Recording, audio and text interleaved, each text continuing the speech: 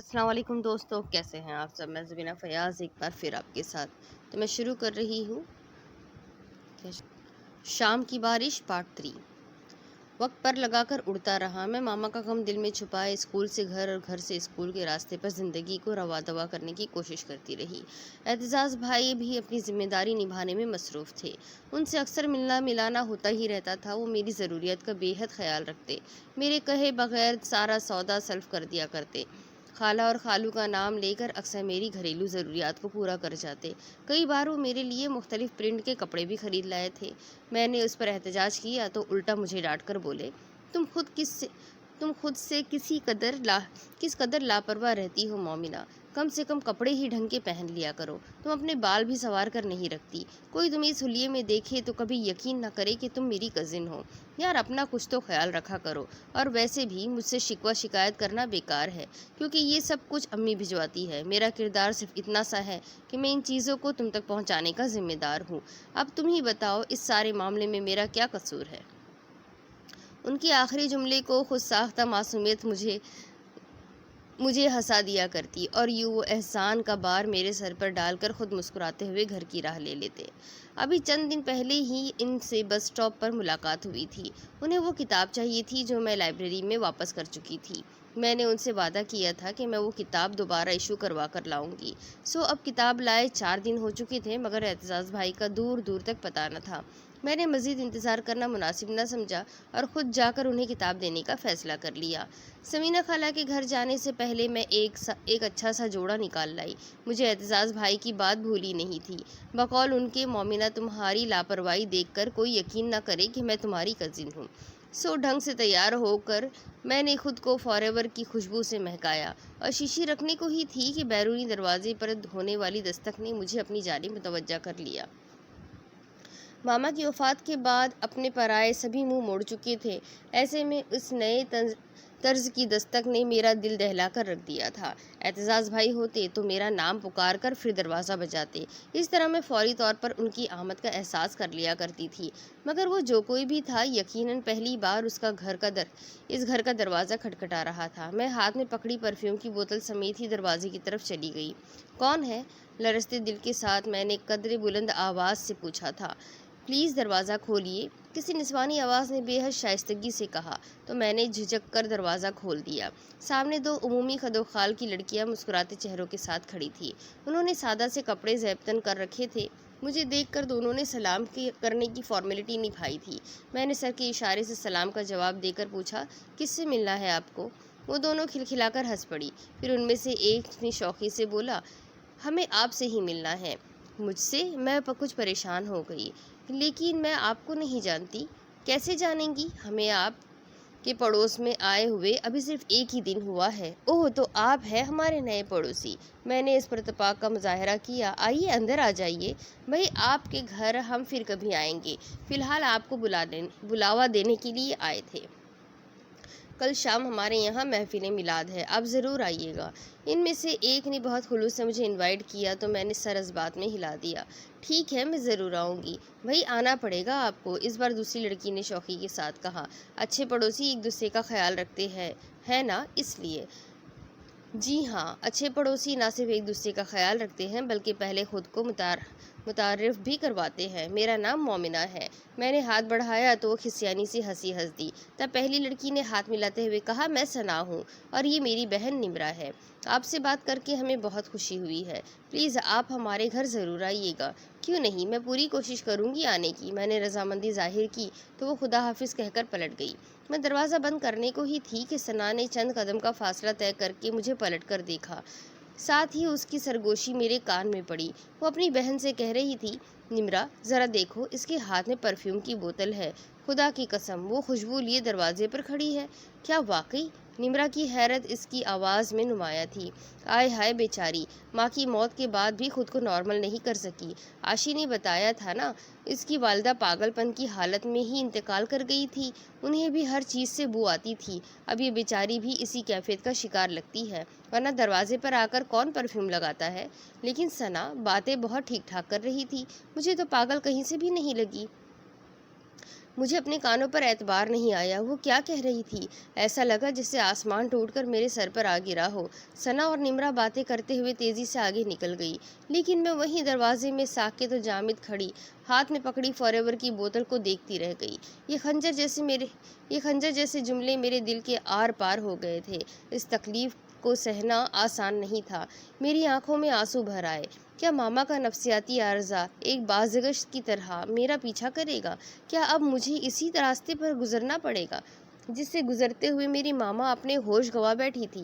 کیا مجھے یہ لوگوں کو باور کرانا پڑے گا کہ میں پاگل نہیں ہوں اور نہ ہی میرے اطراف کسی قسم کی بو ہے؟ اپنی بے بسی پر میری سسکیاں خود ہی ہچکیوں میں بدل گئی۔ دل بہت اندر تک دکھا تھا، تکلیف برداشت سے باہر ہو گئی تھی تو آنکھوں سے اشکوں کا سیل روا ہو گیا تھا۔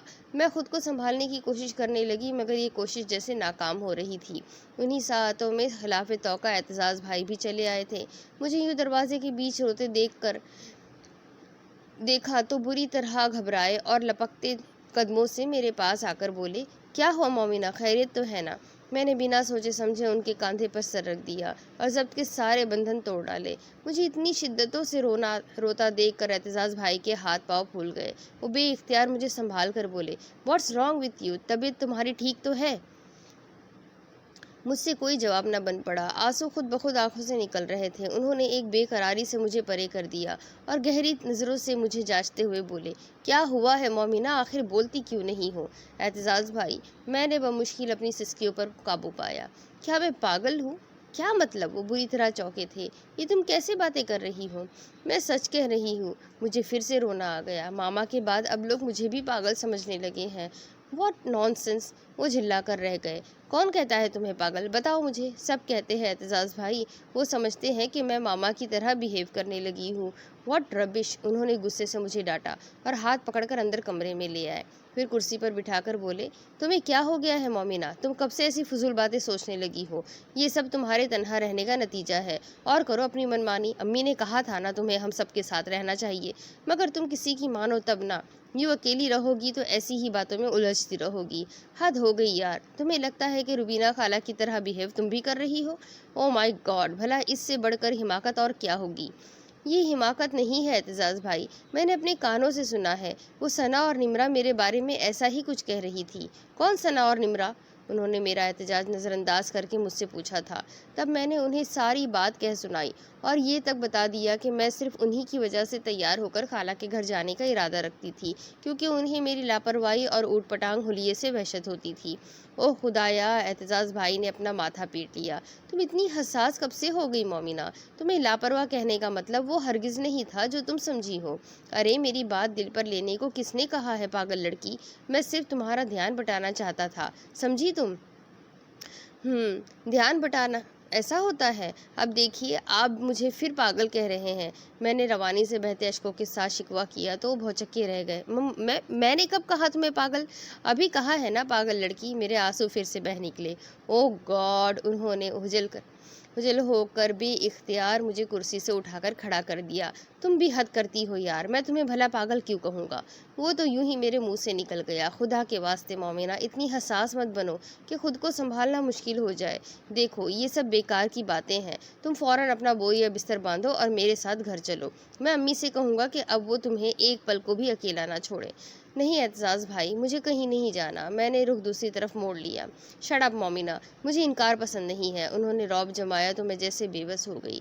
اعتزاز بھائی پلیز مجھے مجبور مت کیجیے، میں یہ گھر چھوڑ کر کہیں نہیں جانا چاہتی۔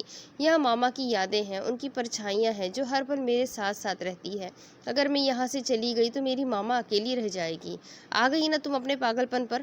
وہ بے اختیار بولے تھے۔ یہ ہے وہ دیوانگی جس کا تم مظاہرہ کر رہی ہو۔ تمہاری ماما مر چکی ہے اور یہ بات تم اچھی طرح جانتی ہو، پھر ان کی یادیں اور پرچھائیاں اور تنہا رہ جانا جیسی فضول باتیں کیا معنی رکھتی ہے؟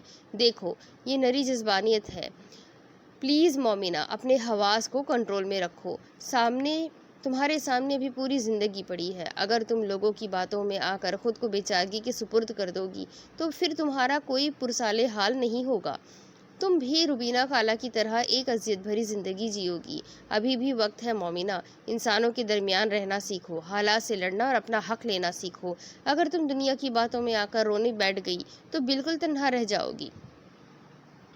پھر میں کیا کروں اعتزاز بھائی؟ میں خود تنہا رہنا نہیں چاہتی، مگر لوگوں سے ڈر لگتا ہے، ان کی باتیں دل توڑ دیتی ہے۔ اب دیکھیے نا، ثنا اور نمرا پہلی بار ادھر آئی اور دل کو کیسا گھاؤ لگا گئی ہے۔ میں انہیں پاگل دکھائی دے رہی تھی کیا میں پاگل ہوں؟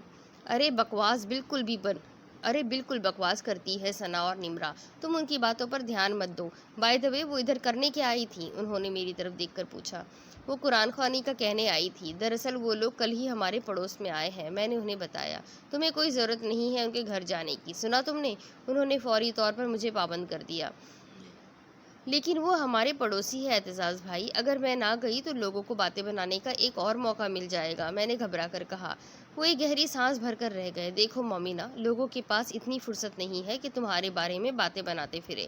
پھر بھی اگر تم اپنے پڑوسیوں سے میل جول بڑھانا چاہتی ہو تو تنہا مت جانا، امی کو ساتھ لے کر جانا، کہ پر اعتماد رہو۔ اور ہاں، اب رونا دھونا بند کرو، جاؤ منہ دھو کر آؤ، ویسے بھی روتی بلکتی لڑکیاں مجھے بے حد اسٹوپڈ لگتی ہے۔ انہوں نے میرا دھیان بٹانے کی پوری کوشش کی تھی۔ میں کچھ کہے بغیر واش روم میں گھس گئی، منہ دھو کر آئی تو موڈ بدلنے کی کوشش میں کتاب اٹھا کر ان کے پاس چلی آئی۔ میں یہ کتاب لائی تھی آپ کے لیے، آپ اتنے دن آئے نہیں تھے تو میں یہی دینے کے لیے آپ کی طرف آ رہی تھی۔ اوہ تھینکس مومنہ، انہوں نے کتاب ہاتھ میں پکڑ لی۔ چلو اب گھر چلتے ہیں۔ نہیں اعتزاز بھائی، اب میں وہاں جا کر کیا کروں گی؟ آپ بیٹھیے، میں آپ کے لیے چائے بنا کر لاتی ہوں۔ نہیں، چائے کی ضرورت نہیں ہے، انہوں نے فوراً منع کر دیا۔ تم میری خاطر تیار ہوئی ہو تو اب گھر بھی چلی چلو، تمہیں دیکھ کر امی کو بھی اچھا لگے گا۔ ویسے ایک بات کہوں، تم آج بہت اچھی لگ رہی ہو۔ ان کا اظہار اتنا اچانک تھا کہ میں گھبرا کر ادھر ادھر دیکھنے لگی۔ میرے جھیپنے پر وہ بے اختیار مسکرائے اور مجھے باہر آنے کا کہہ کر گھر سے نکل گئے۔ انہیں جاتا دیکھ کر مجھے بھی ان کے پیچھے قدم بڑھانا پڑے تھے۔ سمینہ خالہ کے گھر جانا فی الوقت میری مجبوری تھی۔ ہم آگے پیچھے گھر میں داخل ہوئے تو سمینہ خالہ مجھے اعتزاز بھائی کے ساتھ آتے دیکھ کر میرے استقبال کو اٹھتے ہوئے خوشی دلی سے بولی، آؤ آؤ مومنہ، بڑے وقت بعد آئی ہو، میں ابھی تمہیں ہی یاد کر رہی تھی۔ کیوں خالہ، کوئی کام تھا مجھ سے؟ میں نے جلدی سے سلام کر کے سوال پوچھ ڈالا۔ سمینہ خالہ نے محبت سے مجھے ساتھ لگایا اور مسکرا کر بولی، کام ہی سمجھ لو، اب تمہیں میرا ہاتھ بٹانا پڑے گا۔ دراصل میں نے اعتزاز کے لیے لڑکی پسند کر لی ہے، کوئی اچھا سا دن دیکھ کر منگنی کا فنکشن کر لیں گے، تم بھی فٹافٹ تیاری کر لو۔ میں دم بخود رہ گئی، اعتزاز بھائی کی منگنی ہونے جا رہی تھی اور مجھے کیسے وقت پر بتایا جا رہا تھا، کتنی دیر سے شامل کیا تھا خالہ نے مجھے اپنی خوشیوں میں۔ شاید میری خاموشی غیر معمولی تھی۔ اعتزاز بھائی اور خالہ ایک دوسرے کی صورت دیکھنے لگی، تب مجھے خود کو سنبھالنا پڑا۔ یہ کیا خالہ، آپ نے لڑکی پسند بھی کر لی اور مجھے بتایا تک نہیں؟ چلیے اب یہ تو بتا دیجیے کیسی ہے آپ کی ہونے والی بہو؟ بھائی بالکل تمہارے جیسی ہے، نازک اور سجل سی، وہ بے اختیار بولی تو میرا دل ایک پل کو رک کے دھڑکا تھا۔ جانے کیوں اعتزاز بھائی کے لبوں کی مسکراہٹ بے حد معنی خیز تھی۔ میں گھبرا کر خالہ کو دیکھنے لگی۔ وہ ہنس کر بولی، نام نہیں پوچھو گی دلہن کا؟ آپ بتا دیجیے، میں نے آہستگی سے کہا۔ اس کا نام سعدیہ ہے، جو اب اعتزاز بھائی نے دیا تھا۔ موصوفہ کسی ٹریولنگ ایجنسی میں کام کرتی ہے۔ اچھا، مجھے حیرت ہوئی تھی۔ پھر تو وہ ورکنگ وومن ہوئی، چلو اچھی بات ہے۔ ارے کیا خاک اچھی بات ہے، مجھے ہاؤس وائف پسند ہے مومنہ، آفس میں کام کرنے والی لڑکیاں گھر پر توجہ نہیں دیتی۔ اچھا، اگر ایسا ہے تو آپ انہیں آفس جانے مت دیجیے گا، میں نے فوراً مشورہ دے ڈالا۔ ہاں، میں نے بھی امی کو یہی کہا ہے، وہ اپنی دھن میں بولے اور کمرے سے باہر نکل گئے۔ خالہ نے میرا دھیان دوسری باتوں کی طرف موڑ دیا تھا۔ وہ مجھے سعدیہ کے گھر والوں کے بارے میں تفصیل سے بتانے لگی۔ ثنا اور نمرا کے گھر میں سمینہ خالہ کے ساتھ گئی تھی۔ ثنا کی والدہ نے ہمیں خوش آمدید کہا اور اندر کمرے میں لے آئی تھی۔ ہال کا کمرہ خواتین سے بھرا پڑا تھا۔ خالہ کو جہاں جگہ ملی بیٹھ گئی، مگر مجھے کمرے میں آتے کچھ دیر ہو گئی تھی۔ دراصل ثنا نے مجھے باہر ہی روک لیا تھا۔ وہ بے حد محبت سے میرا حال احوال پوچھ رہی تھی۔ میں اس کی باتوں کا جواب دینے کے ساتھ ساتھ اپنی سینڈل بھی اتارنے لگی۔ اس کا ایک اسٹرپ خاصا تنگ تھا، لہٰذا مجھے ہاتھ سے سینڈل اتارنے پڑے۔ جب ہی نمرا چلی آئی، اس کے ہاتھ میں سپارے تھے۔ مومنہ، کیا آپ قرآن شریف پڑھے گی؟ بالکل، میں نے مسکرا کر اسے دیکھا۔ آپ نے اسی مقصد کے لیے تو ہمیں بلایا ہے نا؟ جی جناب، تو یہ لیجئے یہ والا پارہ آپ پڑھیے، کیونکہ ختم قرآن کے بعد میلاد کی محفل شروع ہو جائے گی۔ اس نے سپارہ آنکھوں سے لگا کر میری طرف بڑھایا۔ ٹھہرو نمرا، پہلے میں ہاتھ دھوؤں گی۔ میں نے اسے روک دیا۔ وہ دونوں چونک کر مجھے دیکھنے لگی۔ ہاں ہاں دھوئیے گی؟ ہاں ہاں۔ ہاتھ دھوئیں گی؟ ہاں۔ مجھے جواب دیتے ہوئے بہت عجیب سا لگا، پھر بھی میں نے وضاحت کرنا مناسب سمجھا۔ ہاتھ دھونا ضروری ہے نمرا، کیونکہ میں نے سینڈل ہاتھ سے اتاری تھی۔ اوہ اچھا اچھا، ثنا کی مسکراہٹ مانیفیسٹ تھی۔ آپ ادھر چلی جائیں، واش روم اسی طرف ہے۔ میں واش روم میں چلی آئی۔ ہاتھ دھو کر باہر نکلی تو نمرا کا سوال مجھے چونکنے پر مجبور کر گیا۔ آپ کے ساتھ یہ پرابلم کب سے ہے مومنہ؟ کون سی پرابلم؟ میں نے حیران ہو کر پوچھا۔ یہی ہاتھ دھونے والی؟ آپ کو عادت ہے نا بار بار ہاتھ دھوتے رہنے کی؟ نہیں تو، مجھے ایسی کوئی عادت نہیں ہے۔ میرا لہجہ از خود تلخ ہو گیا۔ تب ثنا ہڑبڑا کر بہن سے بولی، نمرا شاید امی بلا رہی ہے، جاؤ پہلے ان سے بات سن لو۔ ٹھیک ہے، میں ابھی آتی ہوں۔ وہ مجھے سپارہ پکڑا کر اندر چلی گئی۔ میرا موڈ بری طرح سے آف ہو گیا تھا۔ کتنا منع کیا تھا اعزاز بھائی نے مجھے ان کے گھر جانے کو، مگر مجھے ہی نئے پڑوسیوں سے تعلقات استوار کرنے کی پڑی تھی، سو اب بھگتنا تو تھا۔ میں پارہ ہاتھ میں لیے اندر چلی آئی۔ مجھے دیکھ کر ہال کمرے میں جیسے لمحہ بھر سکوت سا ہو گیا۔ پھر چند خواتین کی خسر پھسر نے محفل میں ایک ہلچل سی مچا دی۔ میں نے دیکھا عورتوں کے سمٹ جانے سے میرے لیے آپ جگہ بن گئی تھی۔ تب ہی میری سماعت میں کسی خاتون کے جملے سیسا بن کر اترنے لگے۔ ارے یہ پارہ کیسے پڑھے گی؟ یہ تو پاگل ہے بیچاری۔ ٹھیک کہہ رہی ہو، بھلا اسے قرآن پاک پڑھنے کی اجازت کس نے دی ہے؟ بھئی غلطی کرے گی تو گناہ ہمارے کھاتے میں آئے گا نا۔ اور کیا ثنا کی والدہ کو اسے بلاوا دینا ضروری ہی تھا؟ بھلا پاگلوں کو قرآن مجید کے ادب و احترام کا کیا معلوم؟ میری برداشت جیسے جواب دینے لگی۔ میں نے گردن موڑ کر اپنے پیچھے بیٹھی خواتین کو دیکھا اور دوسرے ہی پل وہ دو عورتوں کو بھانپ لیا، جن کی زہریلی گفتگو میرے بدن میں انگارے بھر گئی تھی۔ ان میں سے ایک سمینہ خالہ کی پڑوسن تھی، جو بے حد بدلحاظ اور کم فہم عورت تھی۔ دوسرے کے ذاتی معاملات کریدنے اور محلے بھر کی سنگن لینے کا چسکا اسے کئی بار مختلف خواتین سے لڑوا چکا تھا، مگر وہ باز نہیں آتی تھی۔ میں نے اس کے منہ لگنا مناسب نہ جانا اور توجہ پڑھنے کی طرف لگا دی، مگر دوسرے ہی لمحے اس کی طنزیہ آواز پھر سے میرے کانوں میں پڑی تھی۔ ہائے اللہ، کیسے دیکھ رہی تھی؟ بھئی مجھے تو پاگلوں سے بہت ڈر لگتا ہے۔ میرا صبر اب جواب دے گیا۔ میں نے دوبارہ پلٹ کر اسے دیکھا۔ کیا میں آپ کو پاگل نظر آ رہی ہوں؟ میری تیز آواز سے سبھی خواتین کو جیسے سانپ سونگھ گیا تھا۔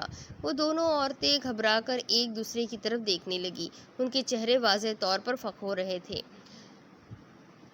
میں آپ دونوں سے بات کر رہی ہوں۔ کیا میں پاگل ہوں؟ اس بار میں نے ان کی طرف انگلی اٹھا کر سوال کیا۔ خالہ سمینہ اٹھ کر بے اختیار میرے پاس چلی آئی۔ ان کا چہرہ دھواں سا ہو رہا تھا۔ کیا بات ہے مومنہ؟ یہ تم کیسی باتیں کر رہی ہو؟ باتیں یہ دونوں خواتین کر رہی ہے خالہ۔ میں نے ہاتھ اٹھا کر دوبارہ ان کی طرف اشارہ کیا تھا۔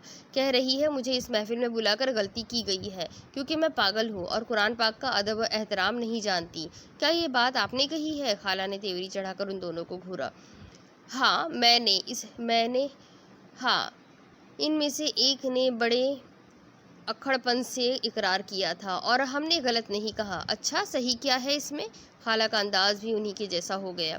کمرے میں جیسے سرگوشیاں ابھرنے لگی۔ ساری عورتیں پرتجسس نظروں سے ہمیں دیکھ رہی تھی۔ شاید ہمارے درمیان ہونے والا مکالمہ سب کی دلچسپی کا باعث بن چکا تھا۔ ثنا کی فیملی میزبان ہونے کے باوجود بے حد متجسس نظر آ رہی تھی۔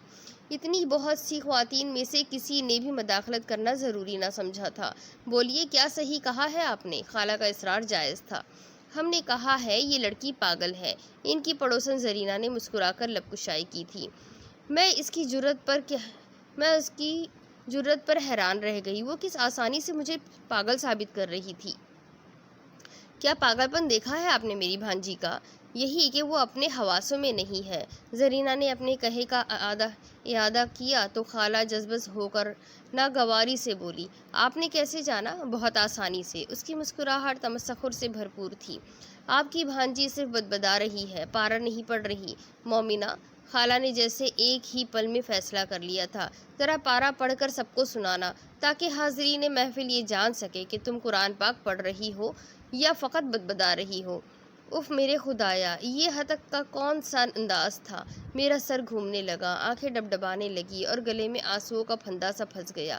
یہ کیسی عجیب صورتحال تھی جس کے بارے میں کبھی سوچا بھی نہیں جا سکتا تھا۔ ہال میں مکمل خاموشی طاری تھی۔ میں نے کانپتے ہاتھوں سے سپارہ کھولا اور سورہ رحمان کی پہلی آیت کی تلاوت کی۔ آواز کا سوز میرے دکھے دل کی صدا سے مل کر جیسے ساری عورتوں کی آنکھوں میں پانی بھر گیا تھا۔ ہر آنکھ نمی لیے مجھے گھور رہی تھی، ہر چہرے پر ایک ہی تاثر تھا، آفرین کا۔ میں نے تلاوت ختم کر کے خاموشی سے سر جھکا لیا۔ سن لیا آپ نے؟ سمینہ خالہ کی آواز میرے چپ ہوتے ہی کمرے میں گونجی تھی۔ شرم آنی چاہیے آپ کو، کسی پر اتنا گھناؤنا الزام رکھنے سے پہلے اپنا ایمان ضرور ٹٹولیے کہ کہیں وہ کمزور تو نہیں ہے۔ ایسا تو نہیں کہ خود آپ کی کہی بات آپ کے اپنے پاگل پن کو ظاہر کر رہی ہو۔ دیکھیے، میری بھانجی ماشاءاللہ پڑھی لکھی اور بے حد سمجھدار لڑکی ہے۔ وہ نہ صرف اسکول میں پڑھاتی ہے بلکہ اپنا گھر بار بھی سنبھالتی ہے۔ ہاں، اس کی ماں نفسیاتی مریضہ تھی لیکن وہ پاگل نہیں تھی۔ آپ سب جانتے ہیں میری بہن کی موت حرکت قلب بند ہونے کی وجہ سے ہوئی تھی، کسی پاگل پن کی وجہ سے نہیں۔ یہ ضروری نہیں ہے کہ نفسیاتی بیماری موروثی بھی ہو۔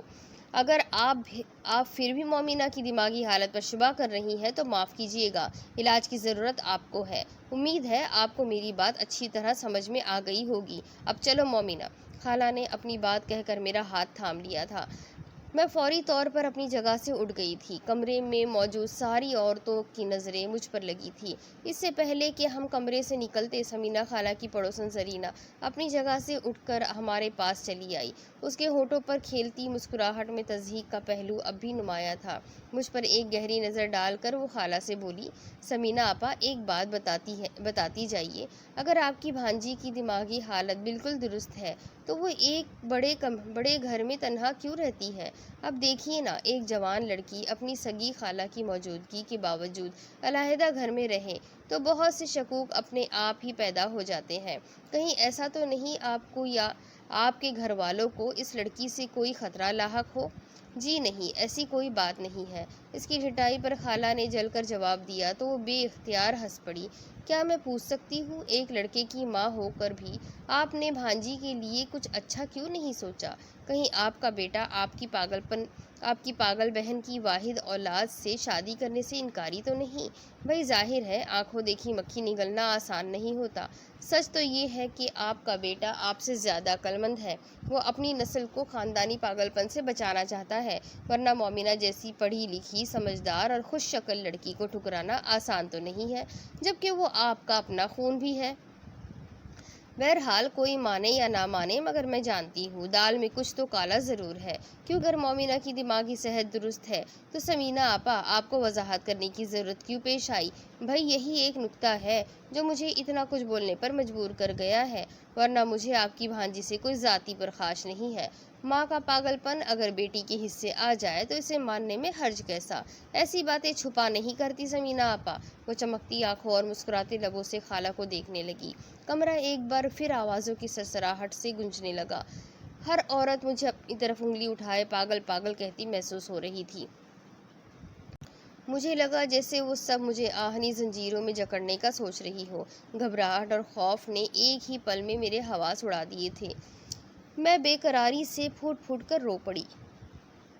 خالہ میری بدلتی کیفیت کو بخوبی محسوس کر رہی تھی۔ زرینہ کی جلتی سلگتی باتوں نے ان کی آنکھوں کو بھی نم کر دیا تھا۔ انہوں نے میرا ہاتھ تھاما اور زرینہ کو اپنے راستے سے ہٹاتی کمرے سے باہر نکل آئی۔ گھر پہنچنے تک انہوں نے مجھے ایک لفظ بھی تسلی کا نہیں کہا تھا۔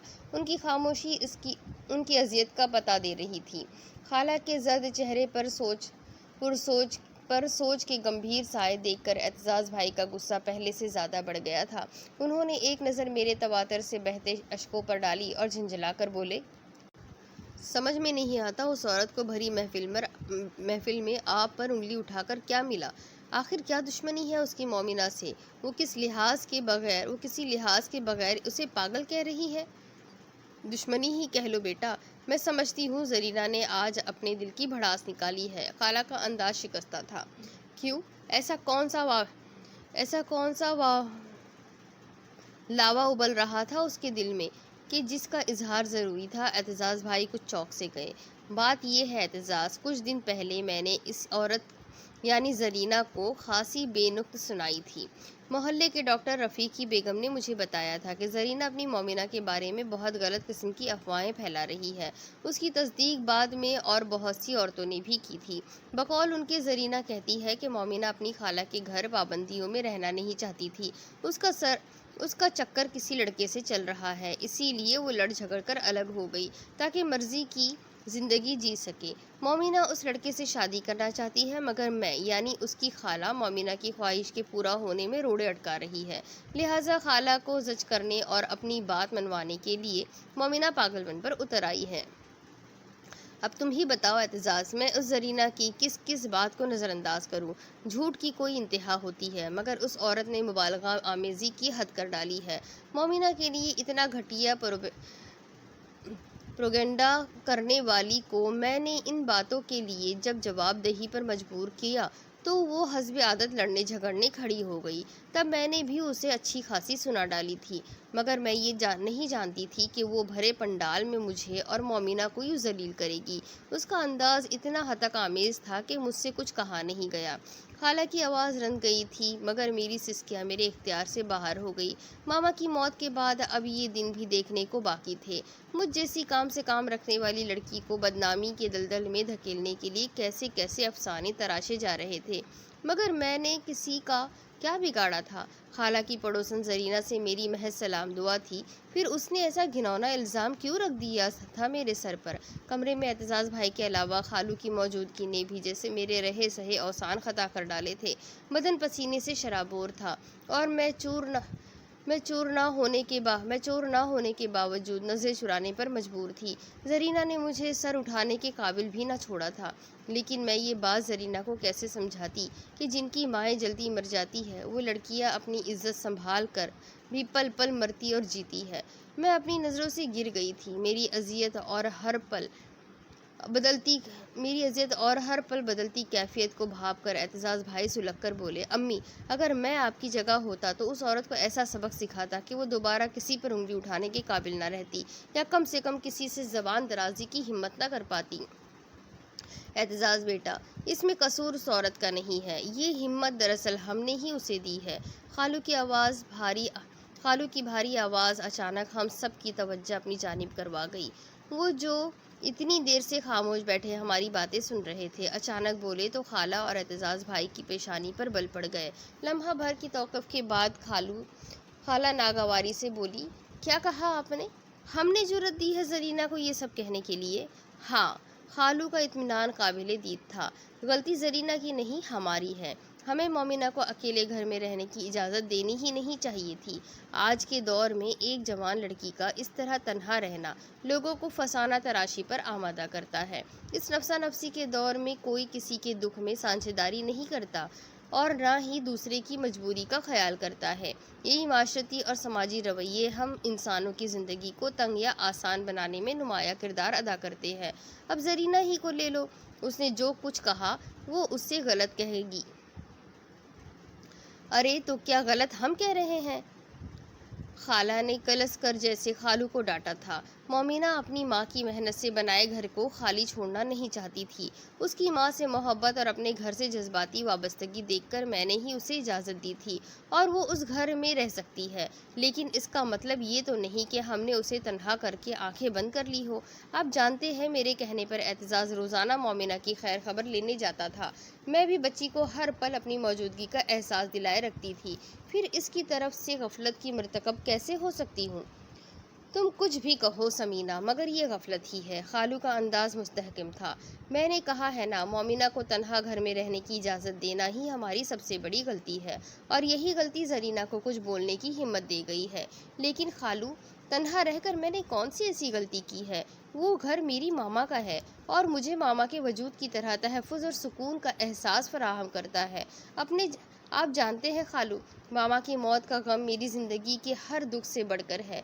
खुदा की कसम, मैं उनके बगैर घुट घुट कर जी रही हूँ, फिर भी लोग मुझ पर ही उंगली उठा रहे हैं, मुझे पागल कह रहे हैं। वो मेरे दुख, मेरी मजबूरी को नहीं समझते। मैंने बिलखते हुए अपना दफ़ा किया था, तब खालू उठकर मेरे पास चले आए और मेरे सर पर हाथ रखकर शफ़क़त से बोले, देखो बेटी, ज़िंदगी सिर्फ़ मजबूरी और मसलहत से इबारत नहीं होती। یہ ہماری آپس کی رشتہ داری اور میل ملاپ سے رنگ پکڑتی ہے۔ تمہاری خطا صرف اتنی ہے کہ تم اپنی ماں کی موت کے غم کے ساتھ جینا چاہتی ہو، جبکہ میری نظر میں گزرے وقت کی اذیت کے ساتھ جینے کا مطلب ایک نئے غم کو آواز دینا ہے۔ اسے مجبوری یا مصلحت نہیں کہتے۔ بیٹا، اصل بات یہ ہے کہ تم زندگی کو اپنی نظر سے دیکھ رہی ہو، جب ہی تمہیں میری بات ناگوار گزر رہی ہے اور تم صفائی دینے پر مجبور ہو۔ ایسی بات نہیں ہے خالو۔ میری سسکیاں اور تیز ہو گئی۔ میں جانتی ہوں آپ میری بھلائی کے لیے یہ سب کچھ کہہ رہے ہیں، لیکن زرینہ آنٹی مجھ سے کس بات کا بدلہ لے رہی ہے؟ اگر میری ماما نفسیاتی مریضہ تھی تو میرا اس میں کیا قصور ہے؟ مجھے بتائیے خالو، کیا ماما کی وہ نفسیاتی الجھن اب پشت در پشت چلے گی؟ کیا میں پاگل ہوں، اور اتنی پاگل کہ اپنی اور آپ کی عزت پسے پشت ڈال کر کسی کے ساتھ؟ اوہ میرے خدایا، کیا میں ایسی لڑکی ہوں؟ بتائیے مجھے، کیا میں سچ مچ ایسی ہوں کہ ایک غلط قدم اٹھا کر خود کو بدنامی کے اندھیرے میں ڈھکیل دوں؟ میں پھوٹ پھوٹ کے رو پڑی۔ میرا بدن ہچکیوں کی شدت سے لرز رہا تھا۔ میرا ہذیان خالو کی سنجیدگی اور بھی بڑھا گیا تھا۔ انہوں نے میرا سر تھپک کر جیسے مجھے تسلی دینے کی کوشش کی، پھر بے حد نرمی سے بولے، تم بہت اچھی لڑکی ہو مومنہ، اسی لیے زرینہ کی کہی ہر بات کو ضرورت سے زیادہ محسوس کر رہی ہو۔ خود کو سنبھالو بیٹا، اور میرا کہنا مان کر اس عورت کو معاف کر دو۔ دراصل وہ بیچاری اپنی فطرت سے مجبور ہے۔ وہ جو کچھ کہہ رہی ہے سب اس کی اپنی ذہنی اختراع کا کھلا ثبوت ہے۔ اس عورت کی فضول باتیں سن کر مجھے اپنے آقائے نامدار صلی اللہ علیہ وسلم کا ارشاد پاک یاد آ رہا ہے۔ ان کا فرمان ہے، تمہارا حسب تمہارے اخلاق ہے اور تمہارا نسب تمہارے اعمال ہے۔ سو میری بچی، اچھے اخلاق اور اچھے اعمال نہ صرف دنیا میں ہمیں عزت دیتے ہیں بلکہ آخرت میں بھی ہمیں بخشش کا باعث بنتے ہیں۔ میں سمجھتا ہوں اب تمہیں بھی اپنی ضد سے باز آ جانا چاہیے اور اس واقعے سے تھوڑا بہت سبق ضرور سیکھ لینا چاہیے۔ دیکھو، کسی بھی لڑکی کا تنہا رہنا لوگوں کے شکوک و شبہات اور الزامات کو ہمیشہ ہوا دیتا ہے۔ ایسی منہ زور آندھی کو روکنا ممکن نہیں ہوتا۔ بہتر یہی ہے کہ تم وہ کرو جو تمہارے حق میں اچھا ہو اور تمہارے لیے سب سے بہتر ہو۔ اب کیا بہتر ہوگا خالو؟ اب کچھ اچھا نہیں ہے میرے حق میں نے ٹوٹتے بکھرتے لہجے میں شکوہ کیا۔ اب آنسو بھی میرے رخساروں پر بہہ رہے تھے۔ میری بات سن کر خالو نے بغور میرا چہرہ دیکھا اور مڑ کر خالہ سے بولے، سمینہ تم بتاؤ مومنہ کو کہ اس کے لیے کیا بہتر ہے؟ ماں کے بعد لڑکیوں کو اپنی عزت کے معاملے میں بہت سمجھدار ہونا پڑتا ہے۔ اسے سمجھاؤ کہ ان حالات میں سمجھداری کا تقاضا کیا ہے، اور پوچھو اس سے، کیا یہ اعتزاز سے شادی کر کے ہماری عزت بننا چاہے گی؟ میرے وجود میں جیسے دھماکہ ہوا تھا۔ خالو کی بات مجھے شدت کر گئی تھی، جبکہ خالہ کا چہرہ ایک ہی پل میں کسی پھول کی طرح کھلا تھا۔ وہ بے ساختہ مسکرائی اور آگے بڑھ کر مجھے باہوں میں سمیٹ کر بولی، مومنہ، یہ میری دیرینہ خواہش ہے کہ تم ہمارے گھر کی بہو بن جاؤ۔ اعتزاز سے شادی کرو گی تو کوئی بھی تم پر انگلی نہیں اٹھائے گا۔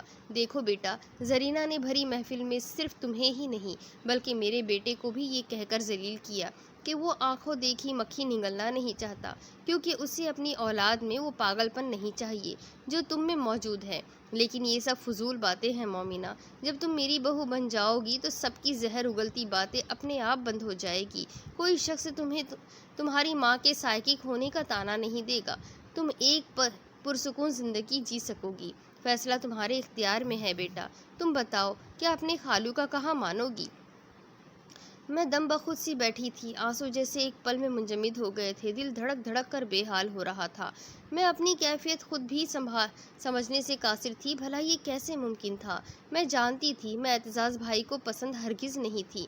ان کی شادی کسی سعدیہ نام کی لڑکی سے ہونے والی تھی۔ ایسے میں خالو اور خالہ ان کی خوشی بھول کر مجھے اپنی بہو بنانے کا خواب کیوں کر دیکھ سکتے تھے؟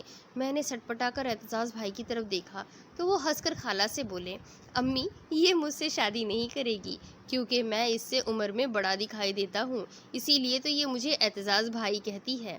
اے لو، خالہ کھلکھلا کر ہنس پڑی، بھلا 6-7 سال کی بڑائی بھی کوئی معنی رکھتی ہے؟ ویسے بھی بڑی عمر کے لڑکے سمجھدار ہوتے ہیں، اپنی بیویوں کو نہ صرف خوش رکھتے ہیں بلکہ ان کی ناسمجھی کو معاف کرنے کا حوصلہ بھی رکھتے ہیں۔ مومنہ، کیا تمہیں اعتزاز کے لیے اب بھی کوئی اعتراض ہے؟ اگر ہے تو ابھی کہہ ڈالو۔ خالہ نے میری رائے جاننا چاہی۔ میں پہلے سے زیادہ گھبرا گئی، ہکلا کر بولی، یہ کیسے ہو سکتا ہے خالہ؟ اعتزاز بھائی کی منگنی ہونے والی ہے، آپ نے کتنی چاہ سے ان کے لیے لڑکی پسند کی ہے، تو کیا ہوا؟ خالہ نے میری بات فوراً رد کر دی۔ میں نے کون سا لڑکی کے گھر جا کر ہاں کہہ دی ہے؟ ارے ابھی تو رشتہ ڈالنے کا مرحلہ بھی طے نہیں ہوا، تم اس لڑکی کو بھول جاؤ بیٹا، وہ صرف میری پسند تھی، اعتزاز کی نہیں۔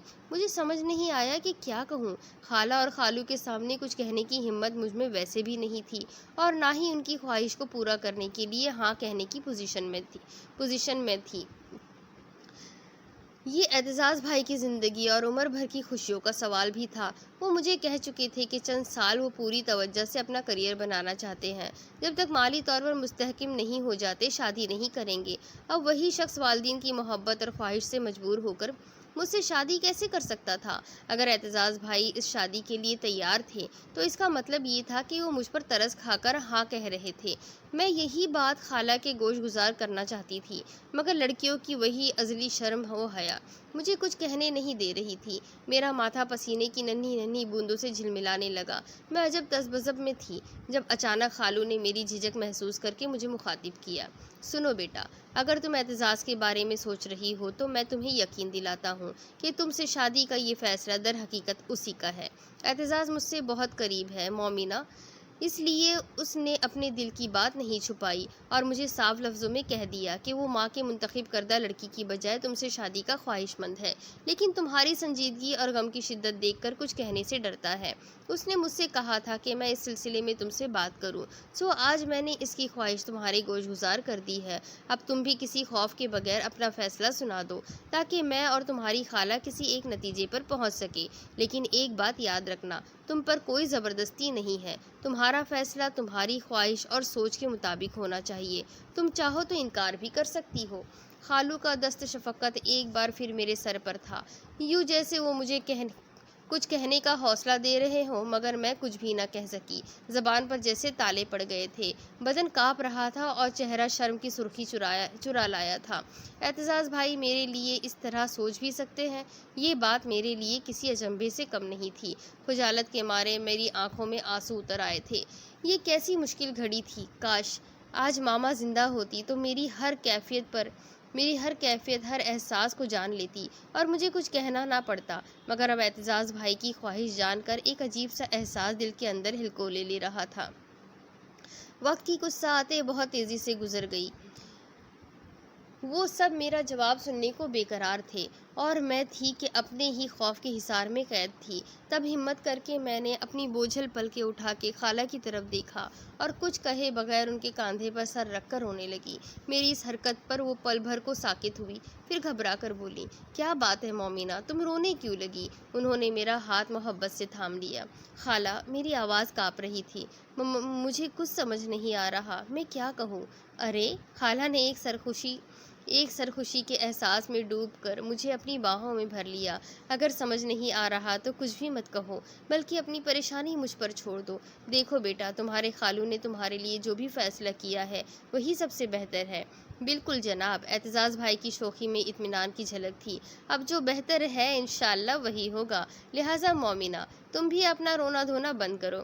مجھے امید ہے اتنے آنسو بہا کر تمہارے دماغ پر چھائی دھند کافی حد تک کم ہو گئی ہوگی۔ ویسے بھی ایک مشہور کہاوت ہے کہ شام کی بارش سارے دن کی کثافت دھونے کے بعد آسمان پر ایک اجلا چاند سجانے کا باعث بنتی ہے، سو دل کی کثافت دور کر کے تم بھی اپنے چاند چہرے کو مسکرانے کی اجازت دے دو، اس طرح کم سے کم ہماری ٹینشن دور ہو جائے گی۔ بالکل بالکل، خالہ کی ہنسی کی آواز نے جیسے اعتزاز بھائی کو ٹوکا تھا۔ اپنی ٹینشن مزید دور کرنے سے پہلے ذرا میرے بیٹے اپنے باپ کی موجودگی کا احساس ضرور کر لینا، ورنہ انہیں تمہارے بارے میں رائے بدلنے میں دیر نہیں لگے گی۔ خالہ کی برجستگی نے جہاں خالو کو قہقہہ لگانے پر مجبور کر دیا، وہیں اعتزاز بھائی کو شرمندگی میں ڈبو دیا تھا۔ انہیں جھیپتا دیکھ کر میں بھی مسکراہٹ چھپانے کے لیے سر جھکانے پر مجبور ہو گئی تھی۔ تو یہیں یہ کہانی بھی ختم ہوتی ہے۔ یہاں مومنہ نے بھی اعتزاز کو قبول کر لیا، اب شادی کر کے وہ بھی ایک اچھی زندگی گزار سکتی ہے۔ تو امید کرتی ہوں کہ یہ کہانی بھی بہت چھوٹی سی اور پیاری سی تھی، لیکن آپ لوگوں کو ضرور پسند آئی ہوگی۔ تو انشاءاللہ اگلی ایک نئی کہانی کے ساتھ پھر بہت جلدی ملوں گی. جب تک کے لیے میرے چینل کو سبسکرائب کر لیجئے، بیل آئیکن کو ضرور دبا دیجئے، اور اگر کہانیاں پسند آتی ہے تو اپنے کانٹیکٹس میں شیئر کرنا بالکل بھی نہ بھولیں. پھر ملیں گے اگلی کہانی کے ساتھ. جب تک کے لیے اللہ حافظ.